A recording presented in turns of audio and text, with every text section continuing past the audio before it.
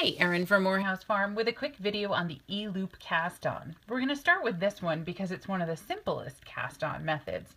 And once you've got this one down, you can progress to other ones such as the long tail or a cable cast-on or any of the other ones that meet the project need that you're working on. But for right now, just to get you started, we're going to use this method. First thing, you need to make a slip knot, and if you need a little refresher on that, head over to morehousefarm.com/blog where you'll find a tutorial on slip knots. Put the slip knot on the needle and snug it up, not too tight because you do want it to slide, but then you want to make sure that it's not going to fall off either. Okay, now taking the working end of the yarn, meaning the yarn that is still attached to the ball, you're going to grab it with your pointer finger. And the easiest way to think of that is point back at yourself. That way you're grabbing it from top to bottom. And all you need to do is flip your hand over, meaning twist the inside of your wrist, the part where your thumb is, toward the needle.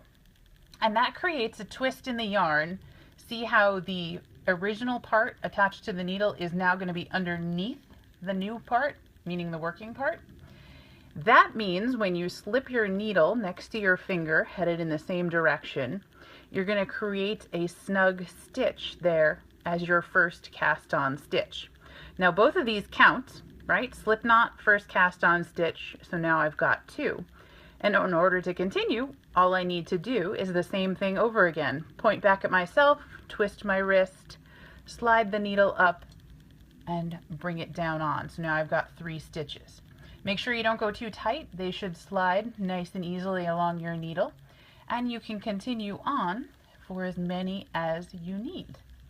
And the other neat thing about this is it doesn't matter which hand you're using. If you prefer to hold the working needle, right, the one that you're working with at this point, in your right hand, you can do the same thing with your left. Point that finger back at you. You're twisting your wrist again toward the needle and sliding that point along your finger, same direction.